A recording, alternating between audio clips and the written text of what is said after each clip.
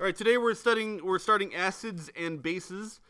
We're going to talk about the properties of acids and bases first, and then we're going to move on to their definitions. And the definitions by how we've... I've got some funny things going on here. Okay, that should help. The definitions by how we've come up with acids and bases, how we determine what an acid and base is through the years. So we're going to start with properties.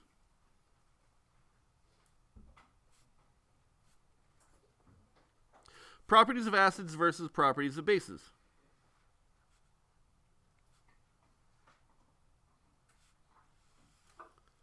Okay, so we'll start with a telling property of an acid, or one that you guys may have experienced more often than anything else, is that acids taste sour. Lemons, oranges, all citrus fruits are the result of citric acid that you taste in the fruit. Even apples have a fair amount of citric acid. That's what they use. And bases taste bitter.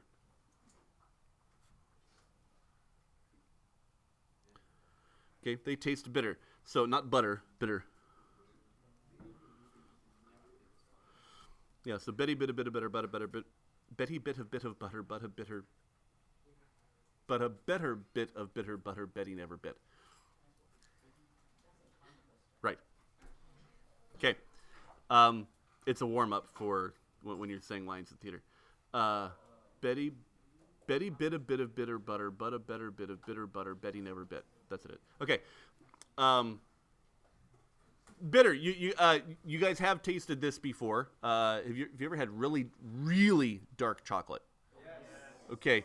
It's some people really like it, other people don't. But the harshness that you detect in really dark chocolate is bitter. That is the bitter, along with the chocolate flavor, is a bitterness, and it is a basic food. Let's see other examples. Soap. Okay, if you have ever, well, yes, but if you've ever had the privilege of swearing to your parents and they washed your mouth out with soap, the disgusting feeling you get is because of the bitter, which brings to something interesting. Your tongue has 4 senses to it. There are 4 things that it can detect. It detects sweet, salt, sour, and bitter. So if you think chemically, okay, what really is your tongue doing? Okay, it is detecting acid, base. If it detects salt, it's detecting the electrolytes, but it would be neutral. Okay, and it tastes sweet, which is a different chemical structure altogether. But those are the 4 things that your tongue can actually do. Everything else, all the other flavors that you experience come through your nose, and they're augmented by sweet, sour, salty, and bitter. That makes sense? Okay. So we have acid and base indicators in our mouths. I highly recommend, however, that you don't use your tongue to determine whether something is an acid or a base as your primary, if you really don't know, don't lick it. Okay.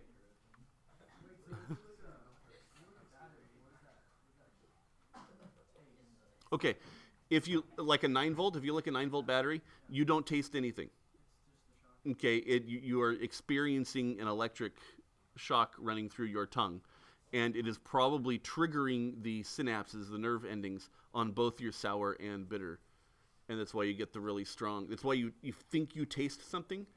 Okay, it's because it's firing the nerves in your tongue. Yep. Yes.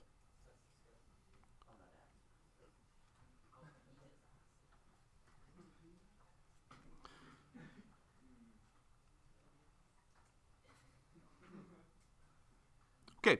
The next indicator, the next difference is litmus, and I have a mnemonic for you guys. Litmus is a dye that we generate from certain lichens.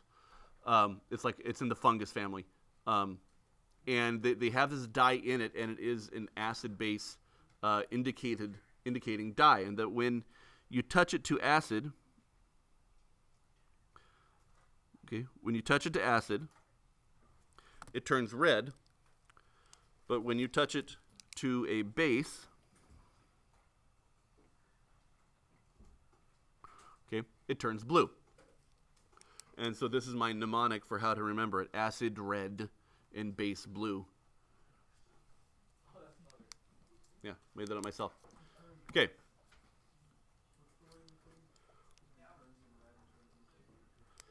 Yes. Litmus. Litmus. Litmus. Okay, they have one particular thing in common in that they both conduct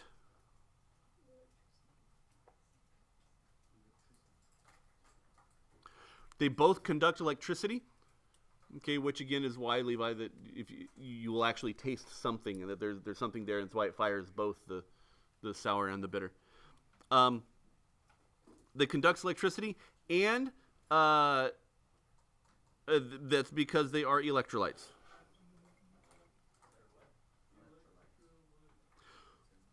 When you have acid or base in solution, it is an electrolyte. Yes. But electrolytes are anything that conducts electricity when it's in solution. All acids and bases are electrolytes, but not all electrolytes are acids and bases. Okay, it fits within the group of electrolyte. Okay, acids have a pH less than 7, and bases bases have a pH greater than 7, and water equals 7. By definition, water has a pH of 7. It is neutral. Okay, and it actually has, we will get into this more on Wednesday. This is actually a really cool property of water. No. There's nothing else quite like water when it comes to acidity. All right.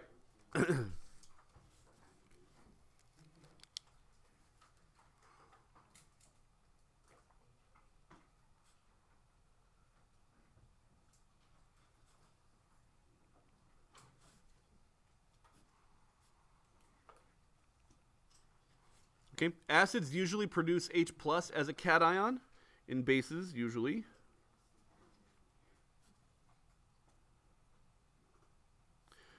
produce OH minus as an anion. Okay, it doesn't happen every time, but it usually happens. Okay, there are two more that are specific to bases, and they are that bases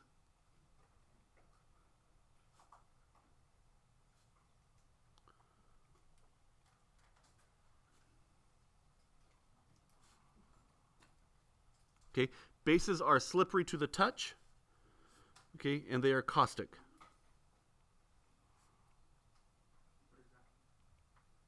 Okay, caustic means that they dissolve tissue, like people tissue. Pineapple is acidic.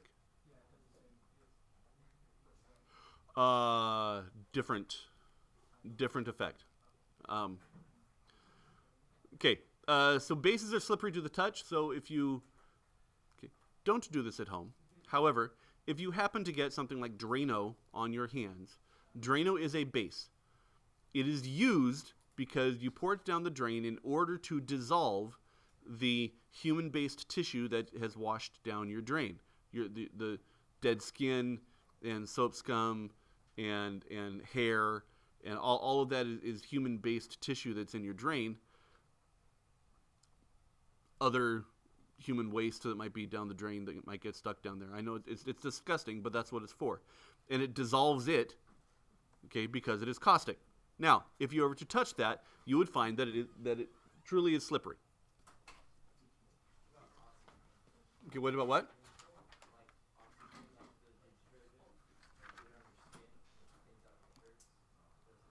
Yes, OxyClean that was an example I gave earlier today. Yes, OxyClean is also if you ever get OxyClean on your hands, you'll find that it and you get a little wet, you'll find that it gets slippery and kind of grimy and it feels weird, and then it starts to it starts to kind of like makes your hand rough, and it kind of it irritates your hands. That's part of the causticity of the base.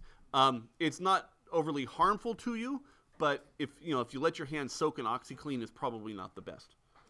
Okay, it's let's call it a very harsh exfoliant. Bleach is also a base. Of course.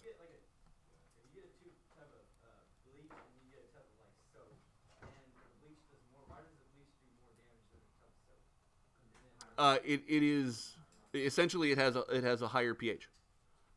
Okay, it is a more reactive chemical, and it'll react with more things than the soap will. So, for example, it will react with colors in your clothes, and it will destroy the dye.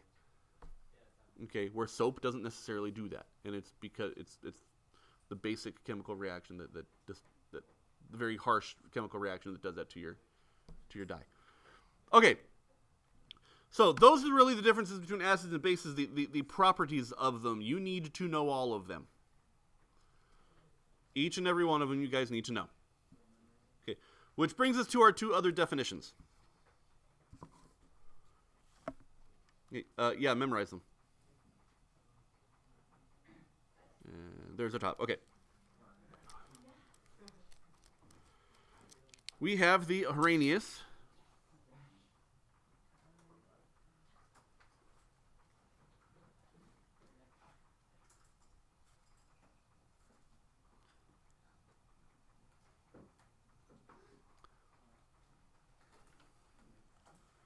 Okay, the Arrhenius definition of acids and bases. He won the Nobel Prize.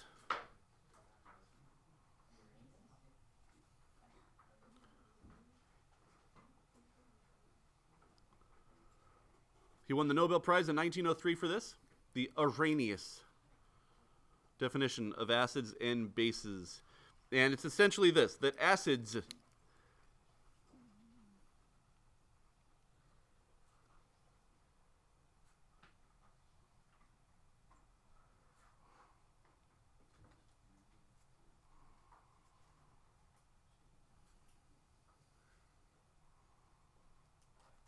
okay, that's pretty much it. Acids are compounds with an H plus cation. Okay, but 1903, that's what he. Okay, this was he came up with this definition, and it led to much better prediction of acids, bases.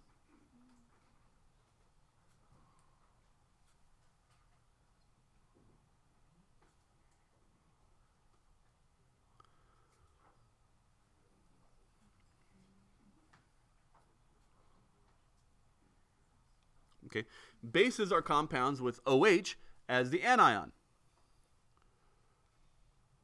Okay, and this is generally useful. This is if you see the OH as the anion, it's probably a base.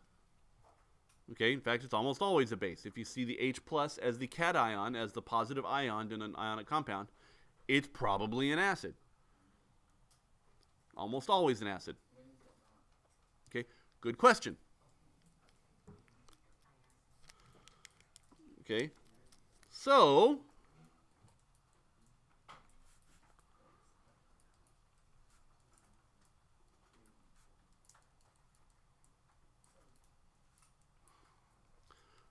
what about ammonia? Ammonia is NH3.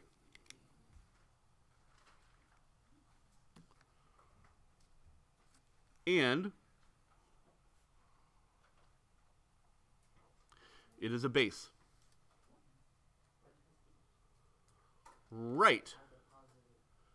It has H. Now, mind you, the H3 is listed after the N, correct?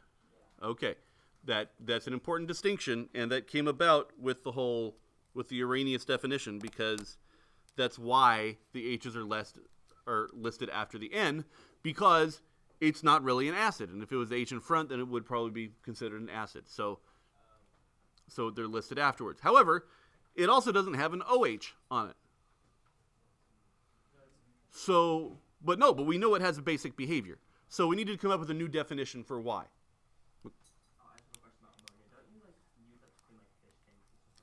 Uh-huh. Bases are often used as cleaning, like bleach, detergent, soaps. They're often used as cleaning agents. Okay. So what about ammonia? That brings us to the Bronsted-Lowry.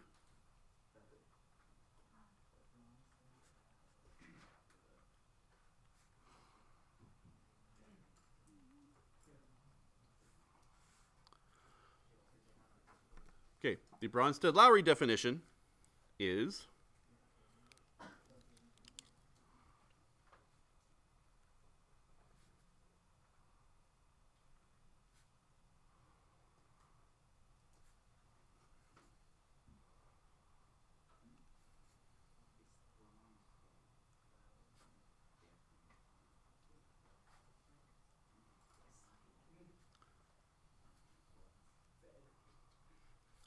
that acids donate protons to bases, and bases donate protons to acid.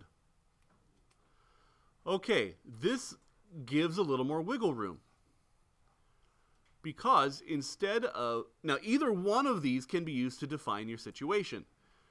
So in other words, it's not just whether it has an H plus or an OH minus, because now we can define it as the motion of a proton, the direction of a hydrogen ion. And so this is what happens with ammonia. NH3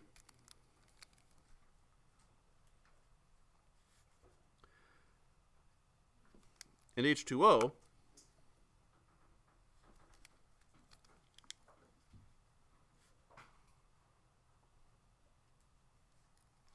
will combine to give you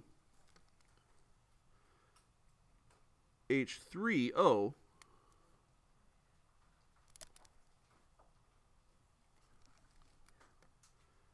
and no, gosh darn it, I did it again. That's not H3O. Shoot. I'm sorry. No, this is not right.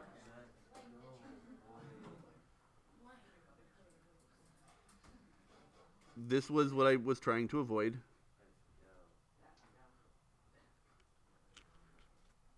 Crap.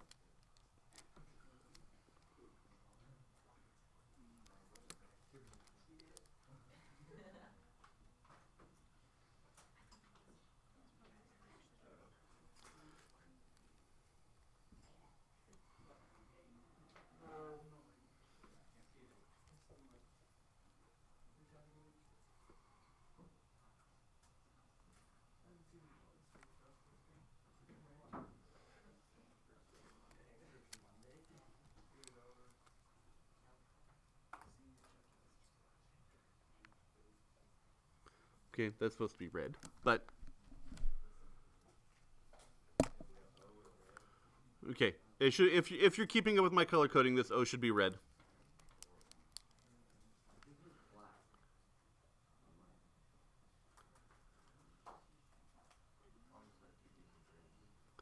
O H minus and then H4 plus. This shows NH3 to be the base. Oh, gosh darn it. I'm somewhere else today. No.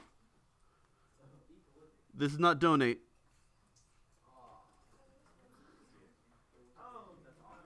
This is accept.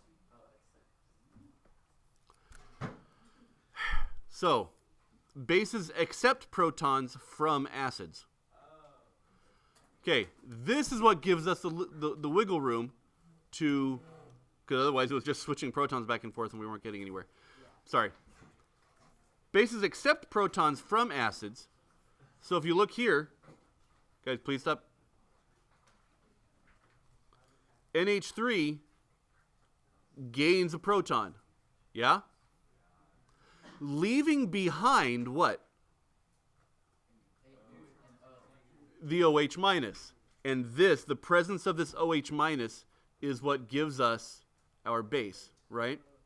So we can either create the OH ion because it's part of what we're dissolving, or we can generate it by taking the proton, by accepting the proton from water and creating the OH minus.